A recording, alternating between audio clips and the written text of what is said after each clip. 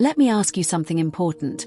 What if I told you that just 10 minutes a day, yes, only 10, could change the way your home feels, the way your mind works, and even the way you sleep? Clutter doesn't look dangerous at first. A few papers on the table. A closet that's a little too full. A drawer you keep meaning to fix. But here's the truth. Clutter builds quietly, and it doesn't just steal space. It steals peace, drains your energy, and weighs down your spirit. And in 2025, there's one daily habit experts say makes the biggest difference for seniors. A habit so simple you'll wonder why you didn't try it before. Stay with me, because by the end of this video, you'll have the blueprint for a new way of living, lighter, calmer, and safer. I want to speak to you from the heart.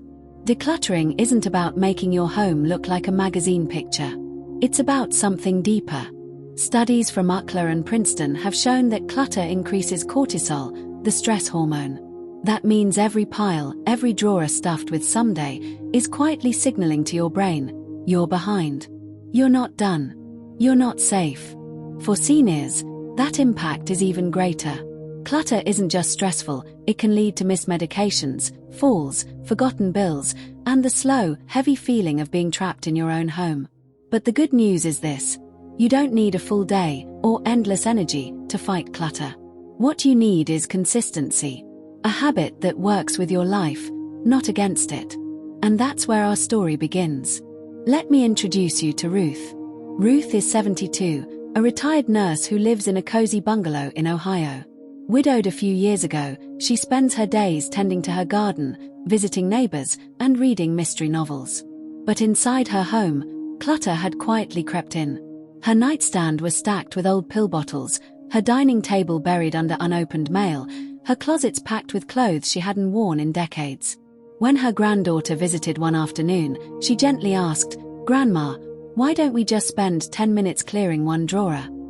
At first, Ruth laughed. 10 minutes. What could that possibly do? But she tried it. And day by day, something surprising happened. Her home changed, but more importantly, Ruth changed. Her story will guide us today, because what worked for her can work for you. Ruth used to save all her cleaning for one big day. Saturday would come, and she'd declare, "This is the day I'll finally tackle the garage." But after 2 hours of bending, lifting, and making decisions, she was exhausted. She'd stop halfway through, piles everywhere, feeling worse than before. And she's not alone.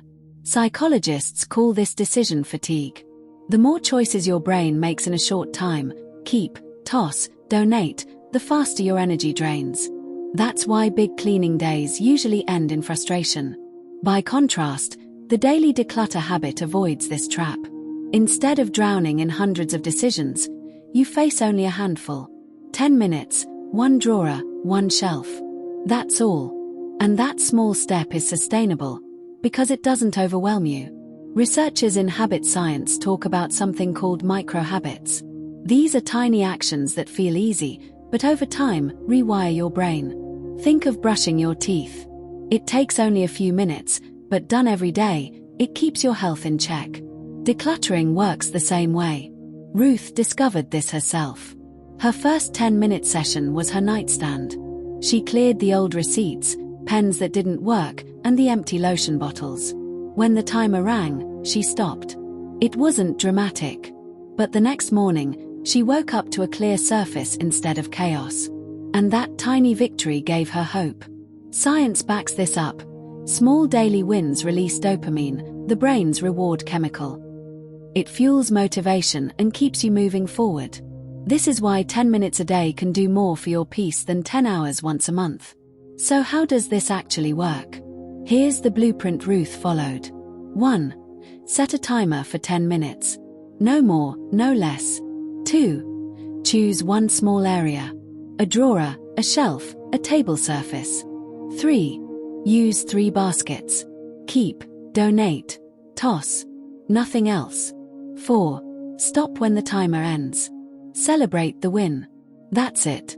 Simple, clear, and manageable. Ruth's nightstand led to her medicine drawer. Then her hall closet. Then her kitchen counter. Each win built momentum. The beauty of this habit is that you never feel buried. Instead, you feel empowered, because every single day brings visible progress. Clutter doesn't just fill rooms. It fills the heart with heaviness. Ruth told me she didn't realize how sad her bedroom made her feel until she cleared her nightstand. Every time I looked at it, I felt like I was behind, she said. But once it was clear, I felt lighter. I didn't know furniture could smile at me. Psychologists explain this as environmental stress. A cluttered space constantly reminds your brain of unfinished business. That means your body stays on alert, tired, stressed, never at ease. But a clear space sends the opposite signal. You're safe. You're done. You can rest. This is why the 10-minute habit is more than cleaning. It's self-care for the mind. There's another truth we can't ignore. For seniors, clutter isn't just annoying, it can be dangerous. The CDC reports that falls are one of the leading causes of injury for older adults. And clutter, boxes in the hallway, rugs on the floor, piles near the stairs, makes those falls far more likely. Ruth nearly tripped one evening on a stack of old magazines by her recliner. That's when she realized this wasn't about tidying anymore. It was about protecting her independence. By adding a 10-minute safety check each evening, Ruth slowly cleared her walkways, kitchen floor, and bedroom paths. She told me, "I don't just feel safer, I feel free again." And that's what we all want in this stage of life, the freedom to move without fear. Ruth's hardest challenge was a box of photographs and letters. "If I throw these away," she whispered, "am I throwing away the people too?" This is what experts call emotional clutter. We believe memories live in objects. But the truth is, memories live in us. The key is to go slow. Ruth used her 10-minute rule even here. She chose 3 photos a day to keep or let go. At first, she cried. But soon she realized, by choosing carefully, she honored her memories more deeply. She kept her husband's old watch, her daughter's wedding invitation, and one favorite picture of her grandchildren. The rest, she released with love. Her memory box became a treasure, not a burden.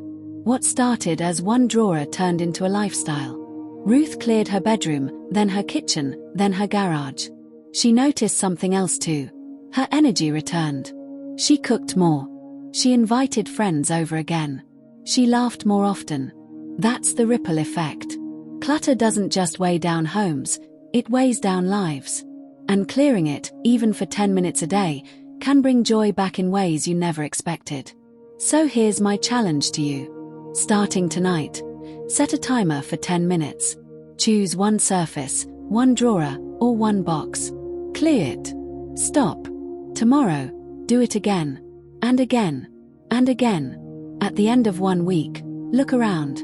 You'll see the beginnings of change, not just in your home, but in how you feel. This isn't about perfection. It's about peace.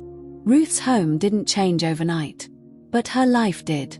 10 minutes a day gave her energy, safety, and hope. And that's the invitation I leave you with today. Don't wait for one big day.